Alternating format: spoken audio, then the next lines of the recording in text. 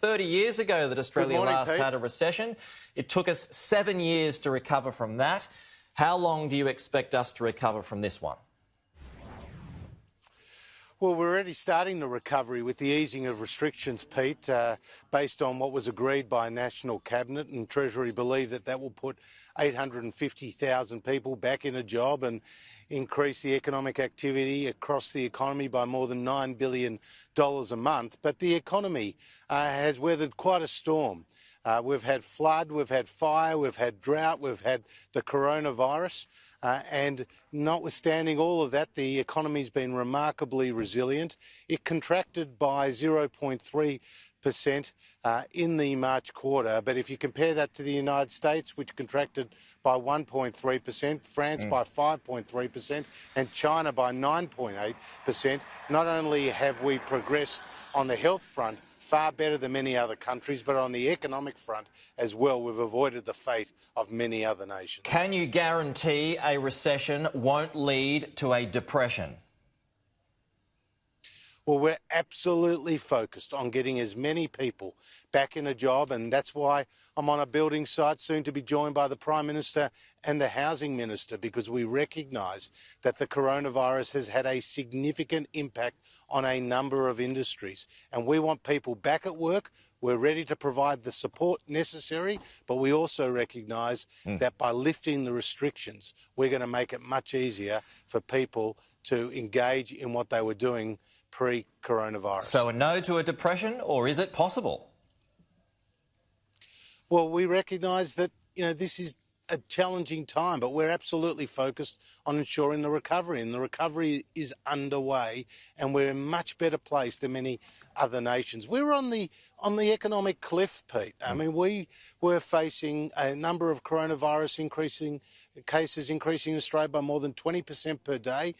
Treasury were contemplating a fall in GDP of more than 20% in the June quarter, and we've avoided that economist version of Armageddon. We've avoided it because of the progress on the health front. So we're confident that the recovery will continue. There are some tough days ahead. The numbers will get worse before they get better, but we are absolutely better placed than other nations. Okay, it's all about the pathway out now, and it's this HomeBuilder stimulus package that you point to, that you're announcing in a short while from now. How do you stop the rorts? Well, firstly, we believe that this program will see hundreds of thousands of people get work as a result of this initiative and the other initiatives that we've taken across the economy.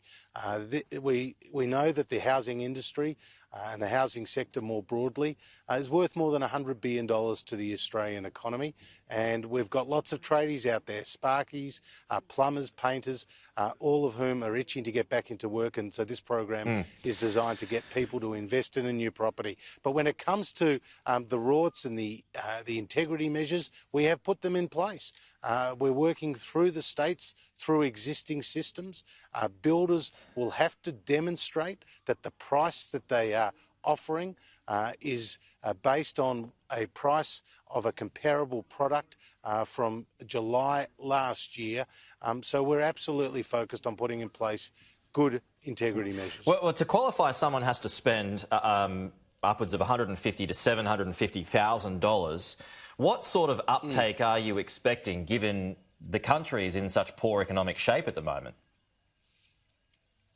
Well, we're budgeting on between 25 and 30,000 new builds and significant renovations. As you say, a renovation needs to be above $150,000, and the new build of a home up to $750,000. There are income caps. You have to have an income of below $125,000 if you're a single, and below $200,000 if you are a couple. But we know a lot of people have stood on the sidelines who are preparing and planning to build or to renovate, but because of the economic times, they're just not going to go ahead with those plans. And so this is designed to increase that activity at a time when the sector needs it most. Well, in 30 seconds, Treasurer, why not extend it to social housing? We already have a $1 billion program for social housing through what is called NIFIC.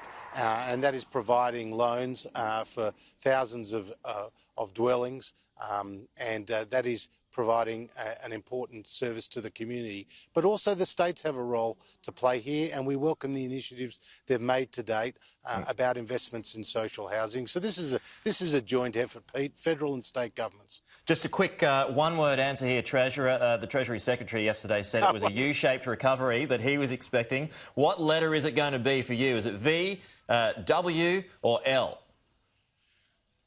It's an R, meaning it's a recovery. That's what it's going to be.